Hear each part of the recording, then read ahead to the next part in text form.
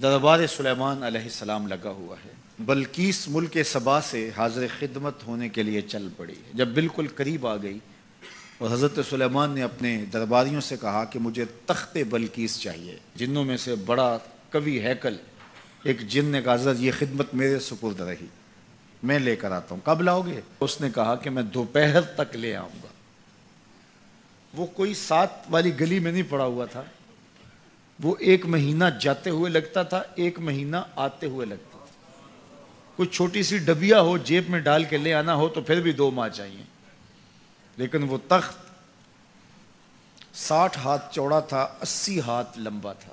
شرن جب ہاتھ کا لفظ بولا جائے کہ اتنے ہاتھ لمبا تو وہ کونی تک ہاتھ ہوتا ہے۔ یہ 1.5 فٹ کا آج کل ہمارا ہاتھ ہے، جب لوگ بڑے ہوتے ہیں تو سائز بڑا ہوتا ہوگا، تو بغیر کسی مزاحمت میں اس کو کاٹ کے بھی لانا ہو تو سال چاہیے، لیکن وہاں تو پہلے کھڑے ہیں۔ تو جن نے کہا کہ میں دوپہر تک لے آتا ہوں، بہت بڑی پیشکش تھی نا، لیکن حضرت سلیمان نے کہا نہیں، مجھے اس سے بھی پہلے چاہیے۔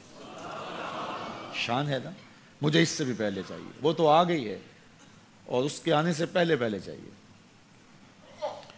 اب جندوں میں جو سب سے طاقتور تھا اس نے تو اپنی پیشکش رکھی کہ میں تو اتنا کر سکتا ہوں کہ دوپہر تک لے آؤں۔ تو ایک شخص کھڑا ہوا جس کے سینے میں کتاب اللہ کا علم تھا، اور وہ آپ کا امتی تھا، آپ کا مقتدی تھا، آپ کا غلام تھا۔ وہ کھڑا ہو گیا اور اس نے پیشکش کی، حضرت یہ ذمہ داری میری رہی، میں لے کے آتا ہوں۔ میاں وہ جن تو دوپہر تک کا وقت دے رہا ہے، تم کتنی دیر میں لاؤ گے؟ آصف بن برخیہ جواب دیتا ہے، انا آتی کا بہی قبل ان یرتد الیک طرفک، آپ آنکھ بعد میں جھپکیں گے، تخت پہلے پڑا ہوگا۔ حضرت سلیمان نے بھی آنکھ نہیں جھپکی، تخت سامنے پڑا تھا۔ بے ساختہ پکار اٹھے، ھذا من فضل ربی، یہ میرے رب کا فضل ہے۔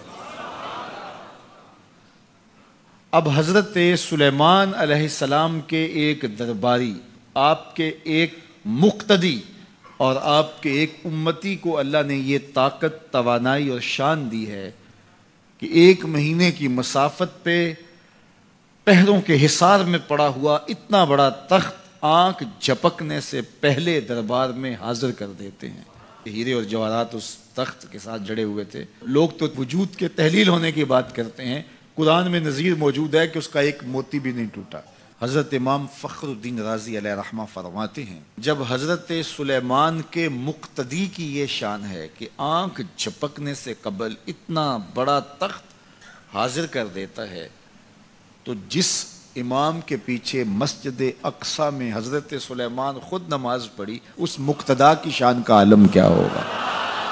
جب ان کے امتی کی یہ شان ہے تو پھر امام الانبیاء کی عظمتوں کا عالم کیا ہوگا؟ تو آنے واحد کے اندر تخت بلقیس کا حاضر کر دینا یہ نظیر ہے اس بات کی کہ ایک جگہ سے دوسری جگہ مختصر وقت کے اندر منتقل ہونا یہ کوئی مسئلہ نہیں ہے۔